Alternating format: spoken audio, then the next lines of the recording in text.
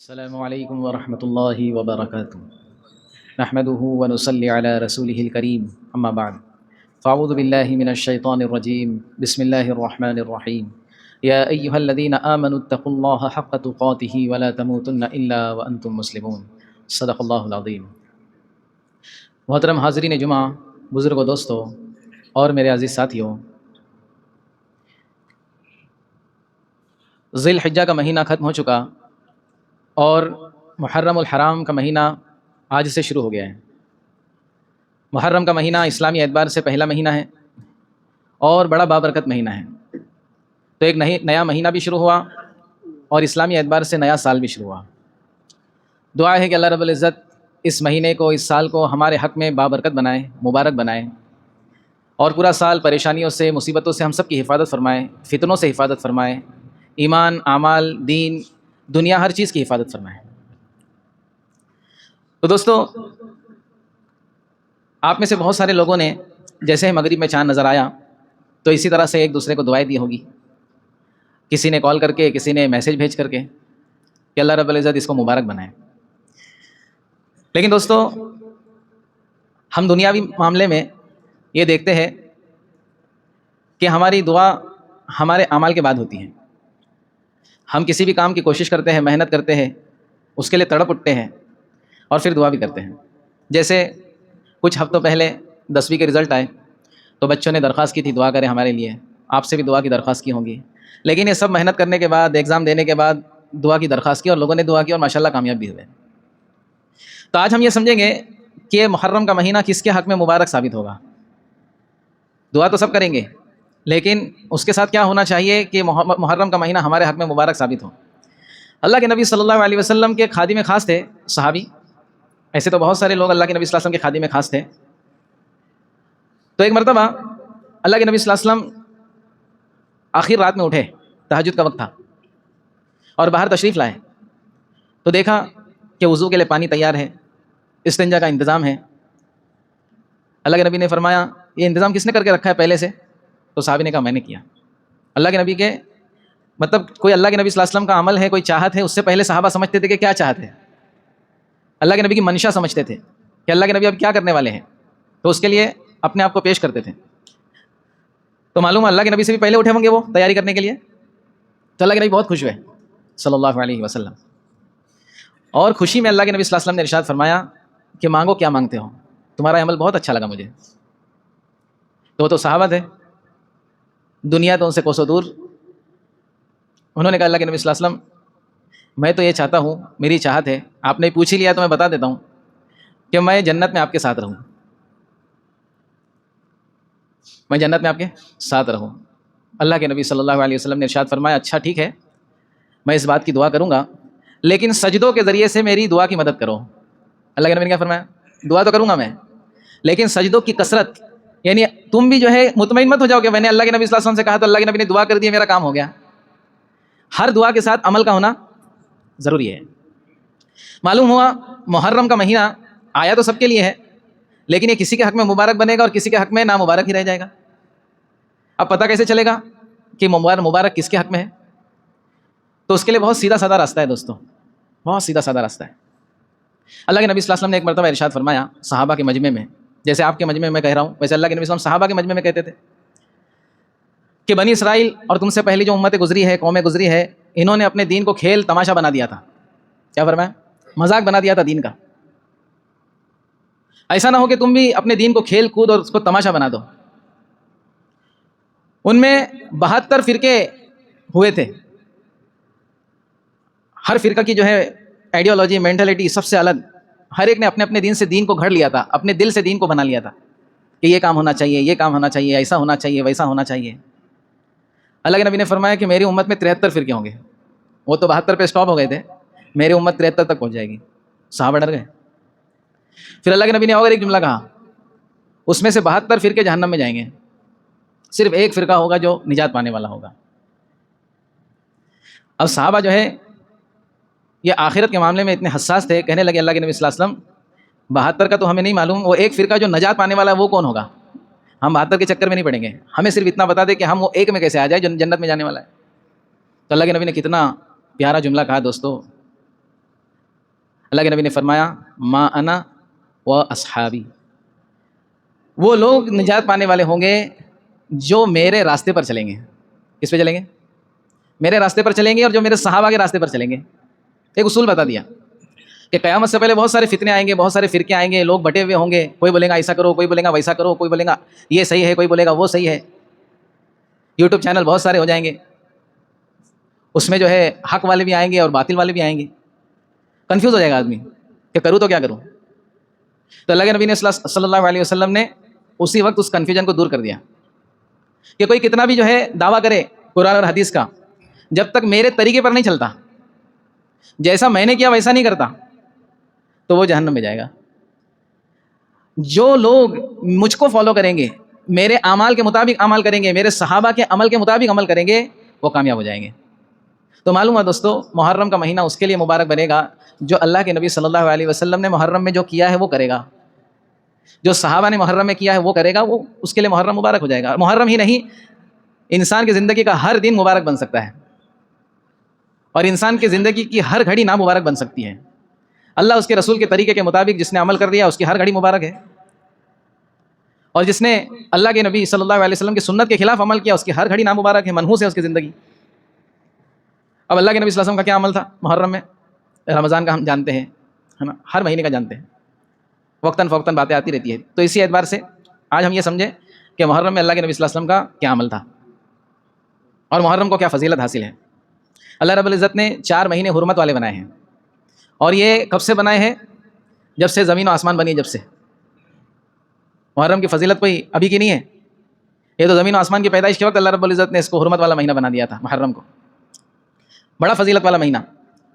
اب اللہ کے نبی صلی اللہ علیہ وسلم نے ارشاد فرمایا کہ افضل الصیام بعد شہر رمضان، رمضان کے مہینہ کا جو روزہ ہے اس کے بعد جو سب سے افضل روزہ ہے، رمضان کا روزہ تو سب سے افضل ہے، فرض ہے، رمضان کا روزہ امت پر فرض کیا گیا ہے. اب رمضان کے بعد جو سب سے افضل روزہ ہے وہ اللہ کے نبی صلی اللہ علیہ وسلم فرما رہے ہیں کہ محرم کا روزہ ہے وہ، یعنی محرم میں روزہ رکھنا یہ رمضان کے بعد سب سے افضل روزہ ہے. دن نہیں بتایا کوئی کہ فلاں تاریخ کو فلاں وقت، وہ تو عاشورے کی فضیلت آگے انشاءاللہ آئے گی، اس میں بتایا جائے گا. معلوم ہوا دوستو، اللہ کے نبی صلی اللہ علیہ وسلم کے ارشاد کا مطلب یہ ہے کہ محرم کے کسی بھی دن آپ اگر روزے سے ہے تو یہ اللہ کے نزدیک رمضان کے بعد سب سے افضل روزہ ہے.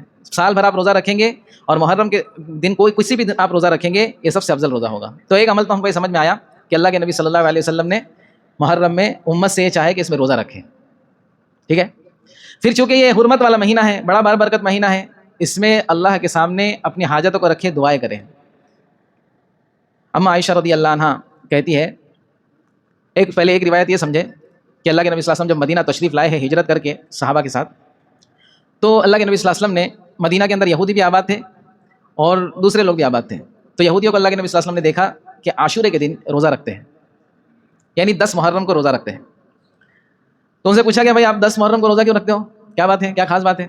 تو انہوں نے کہا کہ حضرت موسیٰ علیہ السلام جو ہمارے نبی تھے، ان کو اللہ رب العزت نے اور بنی اسرائیل کو فرعون کے ظلم و ستم سے کئی سالوں تک اس نے ظلم و ستم ڈھائے ہیں، کئی معصوم بچوں کو، دودھ پیتے بچوں کو قتل کیا ہے. اس ظالم سے اللہ رب العزت نے نجات عطا فرمائی تھی. اس کے شکرانے میں حضرت موسیٰ علیہ السلام نے روزہ رکھا تھا، ہم بھی روزہ رکھتے ہیں. اللہ کے نبی صلی اللہ علیہ وسلم نے ارشاد فرمایا کہ ٹھیک ہے تم رکھتے ہو، لیکن موسیٰ علیہ السلام ہمارے نزدیک تمہارے سے بھی زیادہ، ہمارے دلوں میں ان کی جتنی تمہارے دلوں میں محبت ہے اس سے زیادہ ہمارے دلوں میں محبت ہے. تو اللہ کے نبی نے فرمایا کہ ہم بھی روزہ رکھیں گے. اب روزہ اللہ کے نبی صلی اللہ علیہ وسلم نے رکھا، صحابہ سے بھی رکھوایا. اللہ کے نبی صلی اللہ علیہ وسلم کی عمر کا آخری سال تھا.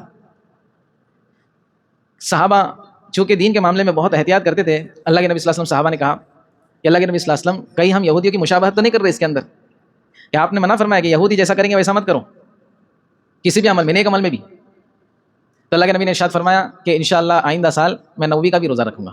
یہ 10ویں کا تو رکھتے ہیں، 9ویں کا بھی رکھیں گے تاکہ ان سے ہماری عمل کی مخالفت ہو جائے، چینجز ہو جائے اس کے اندر.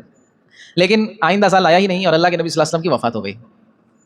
تو ابھی انشاءاللہ یہ جمعہ آئے گی، اس کے اندر محرم کا جو 10 محرم کا روزہ ہے اس کی فضیلت بھی آئے گی اور اس کے مسائل بھی آئیں گے. لیکن بتانے کا مقصد یہ تھا کہ اللہ کے نبی صلی اللہ علیہ وسلم نے مدینہ میں صحابہ کو روزہ رکھوایا. لیکن اس کا مطلب یہ نہیں کہ اللہ کے نبی صلی اللہ علیہ وسلم نے اسی وقت سے محرم کا روزہ رکھنا شروع کیا. اما عائشہ رضی اللہ عنہ فرماتی ہے کہ مکہ میں جب ہجرت نہیں ہوئی تھی اللہ کے نبی صلی اللہ علیہ وسلم عاشورے کا روزہ رکھتے تھے، اور صرف اللہ کے نبی صلی اللہ علیہ وسلم روزہ نہیں رکھتے تھے بلکہ مشرکین مکہ بھی رکھتے تھے. یہ عاشورے کی جو فضیلت ہے یہ کوئی نئی فضیلت نہیں ہے، یہ بہت پرانی چلتی آ رہی ہے. حضرت ابراہیم علیہ السلام سے جو مشرکین کو کچھ چیزیں ملی تھی اس میں یہ بھی تھا کہ حضرت ابراہیم علیہ السلام بھی عاشورے کا روزہ رکھتے تھے.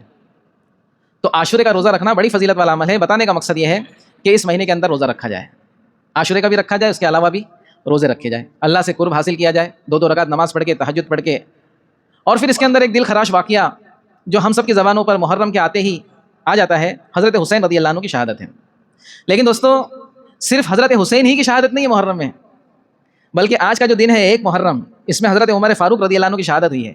گزشتہ 3-4 جمعہ سے پہلے ہم نے حضرت عمر کی شہادت کیسے ہوئی وہ سنا ہے کہ فجر کی نماز میں حضرت عمر رضی اللہ عنہ جب کھڑے ہو کر نماز پڑھا رہے تھے، تلاوت کر رہے تھے، تو ابو لؤلؤ فیروز نامی ایک ملعون شخص جو مجوسی تھا، اس نے زہر میں بھیجا ہوا خنجر جو پہلے سے اس نے تیار کر کے رکھا تھا، نماز کی حالت میں حضرت عمر رضی اللہ عنہ کو کئی اس نے اس کے ذریعے سے وار کیے، جس کی وجہ سے حضرت عمر رضی اللہ عنہ کی جو ہے اتڑیاں تک پھٹ گئی تھی.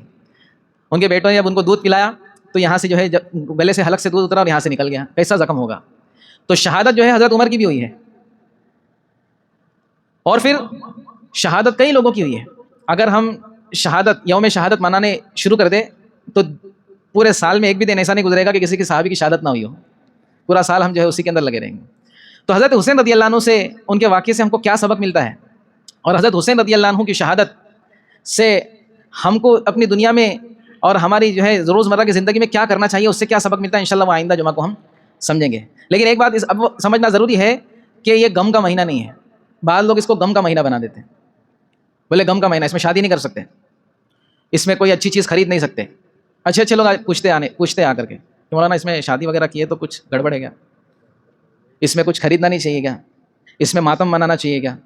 تو اہل سنت والجماعت کے نزدیک یہ غم کا مہینہ نہیں ہے، اور نہ اس میں کوئی خوشی منائی جائے گی زیادہ. بس جو عمل اللہ کے نبی نے بتایا وہ عمل ہم کو کرنا ہے. اچھا، جو غم مناتے ہیں ان کے ذہن میں یہ ہے کہ حضرت حسین رضی اللہ عنہ کی جو دردناک شہادت ہوئی تھی، یقیناً دنیا میں جو ہے بدترین ظالم لوگ گزرے ہیں، اس میں سے وہ بھی جو ظالم بدترین قسم کے ظالم تھے جنہوں نے حضرت حسین کو شہید کیا تھا.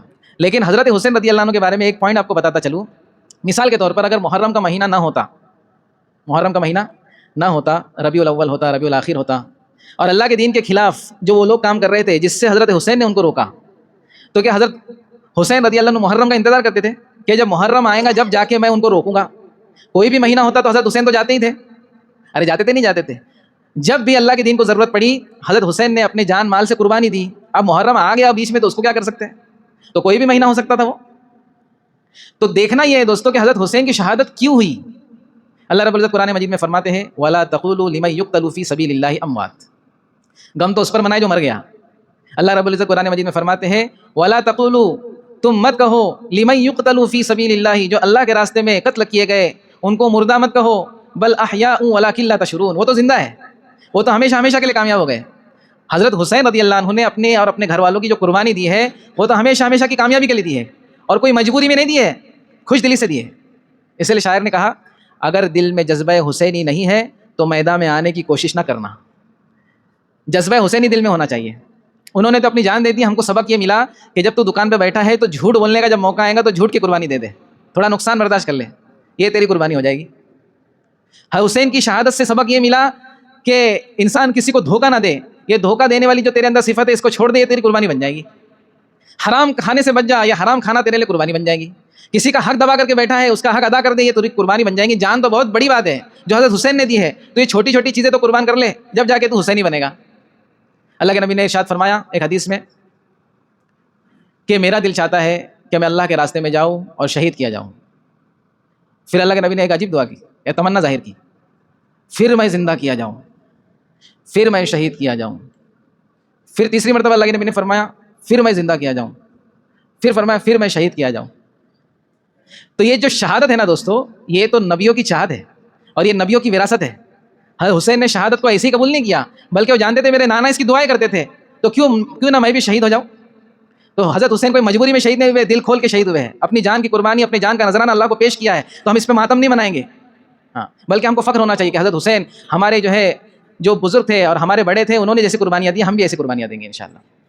تو کوئی اس میں غم کا مہینہ نہیں ہے، شادی بھی کر سکتے ہیں اور جو بھی آپ کو کام کرنا ہے وہ کر سکتے ہیں. اس میں کوئی رکاوٹ اور اس میں کوئی ممانعت نہیں ہے. اللہ رب العزت ہم سب کو عمل کی توفیق دے. انشاءاللہ آئندہ جمعہ کو اور تفصیل سے بات ہوگی.